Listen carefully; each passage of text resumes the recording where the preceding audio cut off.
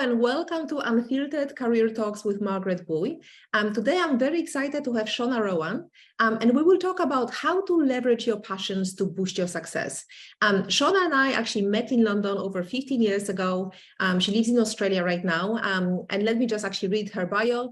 Shona Rowan is an international high-performance coach, keynote speaker, and best-selling author. She has over 20 years of experience working with Fortune 500 companies, leading professional services firms, entrepreneurs, business owners, and career-minded individuals to maximize their performance and accelerate success. Shona has worked in Australia, Asia, America, Europe, the UAE, and the UK, and where she was previously based in London for over 10 years. She's now based out of Australia and works internationally, and she has a very long list of clients, including Citibank and Chevron and DLA Piper and Goldfields and Shell and Tata Group. So Shona, welcome to today's interview. I'm very excited to have you on the show. And likewise, thank you so much. No, we've not done any interview for years, right? So, so to start off our conversation, can you tell our listeners about your career journey from competitive ballroom and Latin American 10 dancer to high performance coach and inspirational speakers? Because you've made a few big career changes along the way. Yes, absolutely. So as you know, I started my first career as a competitive ballroom dancer. And I competed for Australia for many, many years. And that was really my first love. It was my first profession, my first full-time thing that I did right in my career journey. And then in my early 20s, I realized that actually, you know, maybe ballroom dancing wasn't going to be for me forever, although I had loved the time that I did it. So I went back and I decided I wanted to study psychology. So I was always fascinated by what makes people tick. So when I knew I was going to hang up my dancing shoes and go into, university, psychology was an easy pick for me. So I studied psychology as an undergrad and did my honours degree. And for my first job after that, I actually started working in a professional development program at Curtin University in my hometown of Perth, Western Australia. And I loved it, Margaret. Like I really, really loved learning all these great programs and working with staff and students. And that is when that passion for professional development and teaching and training really kicked in. So I worked at the university for 5 years, and alongside of that, I was actually completing my postgraduate studies to be a school psychologist. So for anyone who knows the world of psychology, there's lots of different paths you can take. And a really good friend of mine was a school psychologist, and she loved working with, young people and adolescents and coaching them in schools and counseling them and all that kind of stuff. So I thought that sounds like the avenue around psychology that I would really like. But by the time I finished all my postgraduate studies, which took a few years part-time and working in the university during that time, I started getting another buzz, Margaret, of like, you know what? I think I want to move to London. I'd always loved travel, which was another one of my big passions. And I had traveled a lot as, a full-time dancer for many, many years, first traveling at like the age of 14. And so that travel bug, I think, was really, really in me. And so I started thinking, Margaret, how can I combine all my passions, And it was one of those career crossroads moments. And I remember it so clearly where I was like, okay, do I stay in Perth and start looking for jobs now as a school psychologist?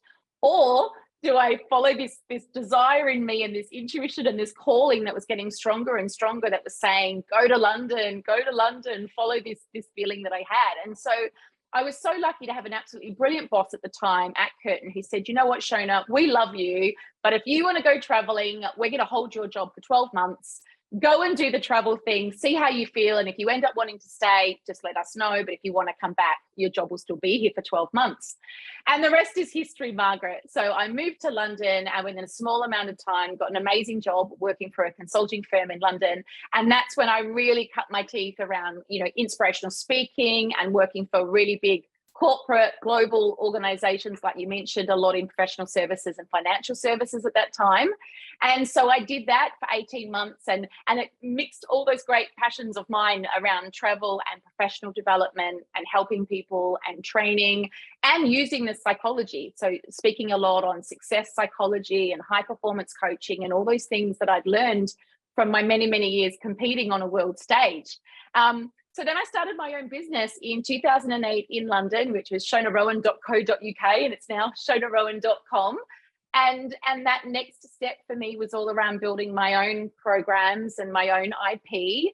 And again, thinking, okay, what do I want my career to be focused on now if I'm, essentially my own boss and running my own ship? And so the next few years was building up my own client base and working out the areas that I wanted to specialize in. And as you just mentioned, that quite easily and organically became very much high performance for teams and individuals, and also a huge amount around empowering women in the workplace and in business and around diversity, equity, and inclusion. And so I've been doing that now for 15 years and 3 months. LinkedIn reminded me when I had a quick look on there today. But after, many years in London, it was in 2016 that I decided again to pivot a little bit, not in terms of my role so much, but location, and came back to Australia, where I'm now based, to be closer to my family who are getting older and all those sorts of things. But luckily I could move my business back because a lot of it was online. And now that COVID has left us, touch wood, to a large extent, I can travel again. And so I still manage to do a lot of travel and all those sorts of things. So that's a whistle-stop tour of my career journey, Margaret, from ballroom dancer to university. Yeah. Now, what I love about how, like, I think the testament to the relationships you built in London is that your clients still book you in to come to London and do these trainings face to face for their, right? How many years in? You're so right. And I am extremely grateful, Margaret, because as you know, just last week, I did a big event for International Women's Day in London. And then I had one the very next day based in Perth and across Australia. So relationships, I'm sure will come up in our chat today, but the importance of building long-term relationships. So, I love what the diverse career you've had. You've definitely made some big changes and pivots, like many of our listeners might be doing right now. But you've also managed to stay true to your passions and values and combine them into a very successful career. So did you actually have a clear plan around it? Like, were you very intentional about it, or did it kind of just happen by accident? Yeah, great question. So at the beginning, like those first few big moves, say from dancing, going back and studying, and then studying, sort of moving, I don't think my plan was as clear, but I do, looking back, I did ask some really good questions. Like at each, sort of crossroads moment, I sort of said to myself, okay, Shona, like, what do you want this next step to be? What have you kind of learned from whatever that previous role was? What do you like? What don't you like? So I think quite intuitively, I did quite a bit of sort of self-analysis, which would be a tip for anyone on the call going through some changes. You know what I mean? Like a bit of a SWOT analysis on what worked, what didn't, what did you enjoy, what don't you like anymore, because we're all changing all the time. But I think the last big move that we just spoke about in terms of 2016, that was much more planned. I'd made quite a few big moves and pivots by then. So that time, I think that was the most conscious one of like, okay, why are you moving? What do you want to change? What do you want your business and your career to look like? What are the things you want to let go of? What are the things you want to do more of? So that one was very, very conscious. So I think planning, for anyone listening, like the more conscious you can really be around that, the better. But sometimes when you're making a big, big move, or if you're younger, you might not have that plan, right? And you're kind of just flying by whatever comes at you. So you can work with whatever happens, but my advice would be, where possible, ask yourself some of those great coaching questions. And, the more clear you can be around what you want and what you don't want, the more likely you are to get an outcome you like. Whereas sometimes I think people are quite reactive, you know what I mean? And we might leave one opportunity and quickly feel like we need to grab something else. And I know you know so much about this because it's what you specialize in. But so, we want people to breathe, take a moment. You don't want to be reactive or too quick to just get another role, because that's when you're more likely to maybe not make the best choice. Yeah, definitely. And what advice would you have for someone about uncovering your passions and strengths and core values? Or maybe about just taking that leap of faith. But I think mostly about how do you actually go about uncovering those passions and strengths? Because I think a lot of people are just not really aware. They maybe fall into a career they kind of like it. Totally. So like, how do you really uncover what you're really good at, but not just what you really enjoy? Because I enjoy watching Netflix. It's gonna pay me for that, right? Travel. So how do you uncover your passions and strengths that someone will actually pay you for? So I think, like you said, there's a list of things we like doing, but that doesn't always mean you should do those, and it doesn't mean there's a market for it. So it's within the context, obviously, that you're working in. So I knew, for me, for example, that the world of sort of training and development and speaking was an area that I wanted to play in. Like, I worked that out quite quickly. So for other people, maybe ask that as a bit of a starting point. Like, what kind of industry do I like working in? What kind of people do I like working in? What kind of environments do I like working in, as a kind of a high level start? And then chunk down and look at your CV, look at your LinkedIn profile, look at all the things that you've done and think, okay, in terms of employability, in terms of things you bring to the table, what are some of your natural passions? What are some of your natural strengths? And there's so much research to say that when we do tap into our natural strengths, which often are the things we love doing, right? Not always, but often they are, we are going to have more success. We are going to have more passion. We are also just going to have that extra sort of advantage, because we all have areas that we're just naturally really, really good at, and other areas that we're just not naturally as good at. And everyone has their own mix of those. You know what I mean? So it's a lot about self-awareness. It's a lot about self-reflection. It's a lot about looking at things you've done and what did you find easy? What did you find enjoyable? What did your clients say they loved about working with you? I think that's a really powerful one, especially for the target audience we're speaking about today. Like, what's the feedback you've received? What has been the great compliments you received? What do people come to you for? That's what I've, again, continually done through my career. And I love doing with my coaching clients, is getting them to think, like, what is it about them that makes them stand out? What is it that their clients love about them? And all of that leads to this nice mix of strengths and passions and unique selling points, etc. And you mentioned values as well, so that really, again, tapping into what's important to you. What are those things that really light you up? What are those things that maybe upset you or make you angry? Those things can also give you an indication into what you're passionate about. I've always been passionate about diversity and equality and fairness and things like that ever since I was like much, much younger. I remember being very young and thinking, wow, through life experiences and things that happened to me and people close to me and people that I met, through no fault of our own. Like, we don't choose. People don't get to choose what country they're born into or what family they're born into, or, things that happen, health challenges, financial challenges, whether or not your parents have got their own challenges. There's so many things, right? So I know, even as I say that, I get goosebumps, that sense of equality and diversity and helping people who are going through tough times or are in marginalized communities. Like, that has just always been a huge, huge passion of mine. And now, I've managed to combine that in my career, which I love, both in terms of my core business, but also my pro bono work. So to your question, I think a lot of self-reflection and looking back at things in your life, you know what I mean? And doing some self-analysis. And if you're really not sure, ask people that have worked with you, ask people who are close to you, because a lot of the time we can't see our own strengths. Like, we're too close to them. As you said before, people aren't aware of what they're really good at, because to us, it often just feels like no big deal. You know what I mean? Our biggest strengths often come so naturally, we can't even see them. They're like a positive blind spot. Everybody talks about negative blind spots, but it's like a positive blind spot. So seek some feedback, talk to the people that know you really well. Absolutely. Yeah, exactly. Yeah. Not just your work colleagues or a boss, but I think it's good to ask people around you, because these might be different strengths than the ones you display at work. So yeah, that's totally a great advice. And finally, as a high performance coach, what are your maybe top 2 tips around building a successful and fulfilling career?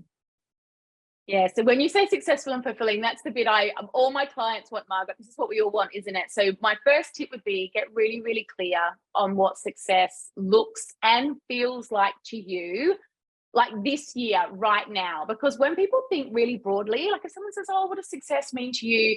You might have thought about that a few years ago. You might have this vague idea in the back of your head. But when someone says, no, sit down right now, like I do with my clients and I do with myself, and go, for this year, like, what does a successful year look like? What does it feel like? What kind of pace do you want to have? And you go high level vision and not worry about what anyone else is doing, and don't worry about what other people want. Think about your values, all that sort of stuff. Only then can you chunk down into your specific goals and think, okay, what do I need to do then to start bringing that to life? So I would say, if you want a successful and fulfilling career, be really honest. Give yourself some time to really analyze that vision now, because as we talked about in my career, and this happens with all of my clients, that vision of success changes, that definition of success changes at different points in your career, when things happen with your family, so make sure you're still in touch with what it means, right now for you, and really try not to be influenced by others. So that would be one. If I give you 2 more quick ones, the next one would just be trust yourself.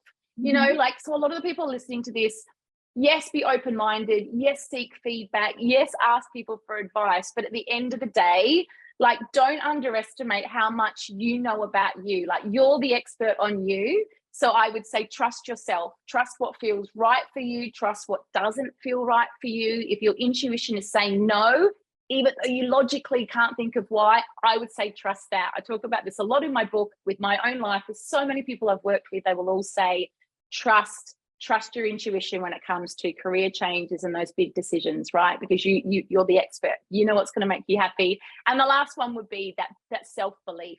You know, self-belief is an inside job. It all comes down to our own thoughts and our own beliefs. And yes, other people can support us, but really it's an inside job. It's got to do with our psychology. It's got to do with our mindset. And when you have that deep, genuine belief in yourself and, you know, your goals and your business or whatever it is that you do, like, other people will feel that from you. And you're also just going to be more happy, right? Because you're congruent and you're supporting yourself. So that would be my 3 top tips, Margaret. Thank you so much for sharing. And I forgot to mention about your book, which is actually there on the bookshelf. I forgot to take it out for this interview. Amazing. Okay, great. So tell us quickly about the book. So my book is called The Psychology of Successful Women. It's all around how to help women, although anyone could read it, you know, of any gender, build a successful and fulfilling career on their own terms. So everything we've been talking about, Margaret, there's lots and lots of practical tools and techniques to help you boost your performance, overcome self-doubt, make sure things like imposter syndrome don't hold you back, but also things around your impact, your influence, your visibility. You talked earlier about relationships. There's a whole chapter around finding ways that work for you to build those authentic, strong relationships. And there's lots of coaching questions as well. So for the people who would like to dig deeper and do some reflection on some of the things we've talked about today, there's coaching questions in every chapter and a nice summary as well. So yeah, if you'd like to know more, it's on Amazon globally, or you can reach out to Margaret or me, and it's called The Psychology of Successful Women. Yeah, I will share a link below the video as well. And actually, how can people find out more about you? Could you just share your website again? And yeah, absolutely. So the easiest way to find me is www.shonarowan.com. www.shonarowan.com is my main website, but also I'm on LinkedIn. I'm on Instagram under Shona's Couch. And I also have another whole website attached to the book called psychologyofsuccessfulwomen.com, which you can also find your way to through shonarowan.com. Yeah. Very well. Thank you so much. Thank you so much for sharing all this amazing advice. Hope that everyone has enjoyed it. If you like this video, feel free to share it and feel free to comment under the video about what you've liked. So thank you very much for watching, and I will see you soon on another video. Bye for now.